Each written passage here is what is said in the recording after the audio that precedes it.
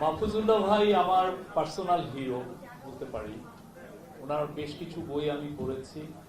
উনি বাংলাদেশে পরিবেশ সাংবাদিকতার আমি বলবো অগ্রদূত, পায়োনিয়রও বলা যায়। বাংলাদেশে গত শেখ হাসিনার ফ্যাসিস্ট রেজিমে যখন মানুষজন সাংবাদিকরা সত্য কথা ভুলে গিয়েছিলেন, উনি সত্য কথা বলতেন। ওইটাই মনে হতো যে ইটস অ্যান অ্যাক্ট অফ ডিফায়েন্স। ভয়াবহ রকমের উনি স্রোতের এগেনস্টে দাঁড়িয়ে উনি কথা বলছেন, সেই জন্য ওনাকে he has to pay lot of price. যেটা হয়েছে যে অনেক সময় ওনাকে, আমি যেটা শুনেছি, ওনাকে ইনভাইট করতে ভয় পেত। উনি আসবেন, উনি একা কথা বলবেন, আর উনি খুব, ওনার যেটা ছিল যে আর্গুমেন্টে ওনার সাথে পারা খুব মুশকিল, কারণ ওনার মিনিমাম 5-6 দশকের হিস্ট্রিটা মুখস্থ ছিল।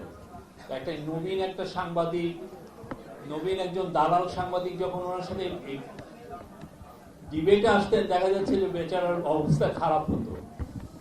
আমরা যেই সময়টার কথা বলছি সেই সময় মাহফুজুল্লাহ ভাই অনন্য ছিলেন। অনেকে আমরা দেখেছি, অনেকে এখানে প্রেস ক্লাবের সামনে অনেকে প্রোটেস্ট করেছেন, অনেকে দূরে থেকে ফেসবুকে অ্যাক্টিভিজম করেছেন। তো মাহফুজুল্লাহ ভাই খুব সামনে থেকে টিভি ন্যারেটিভ যেটা তৈরি হচ্ছে সেটাকে উনি কনফ্রন্ট করেছেন।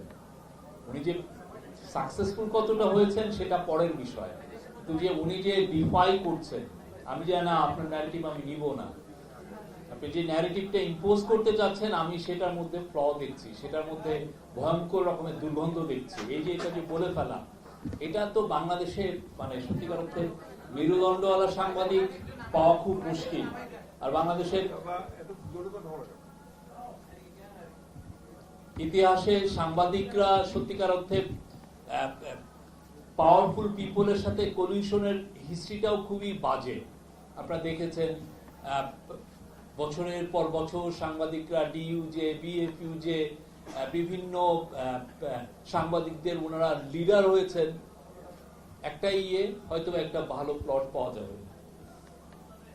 আমি ইনকাম করে তো অত টাকা কামাতে পারবো না, আমার মেধা দিয়েও আমি সেই জায়গায় যেতে পারবো না। তো বেস্ট ওয়ে হচ্ছে যে দেখি না রুলিং পার্টির সাথে আমরা একটা দোসর রুলিং পার্টির কাছাকাছি আসি, এসে তার থেকে কিছু আদায় করা যায় না। আমি একজন সাংবাদিক লিডার, আমি শুনেছি উনি 150 কোটি টাকার সম্পত্তি করেছিলেন জাস্ট এইভাবে প্লট গুলো করে। তো সেই জায়গায় মাহফুজুল্লাহ ভাই ব্যতিক্রম ছিলেন। প্রথম থেকেই উনি, ওনার খুব চোজেন কিছু এরিয়া ছিল। উনি প্রথমত তো কমিউনিস্ট, উনি, আমি বলবো যে উনি কোল্ড ওয়ারের একটা সন্তান, যে কোল্ড ওয়ারটা ওনাকে শেপ করেছে। সেখান থেকে উনি বেরিয়ে এসে বাংলাদেশের পলিটিক্সকে উনি নির্মোহভাবে বিশ্লেষণ করেছেন। ওনার খালেদা জিয়ার উপর যে বইটা, ওনার লাস্ট যেটা বইটা, একটা মাস্টারফুল ওয়ার্ক। ওনার যে শ্রমটা উনি দিয়েছেন, এবং কখন উনি লিখেছেন, যখন যেই সময় খালেদা জিয়া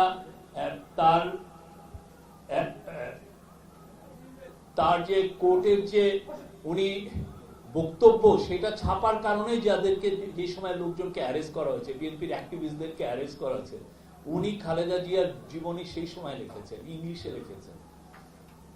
এবং উনি সেই সময় যে প্রেডিকশন করেছেন যে উনি আরো স্ট্রঙ্গার হয়ে ফিরে আসবেন খালেদা জিয়া, সেটা হয়েছে।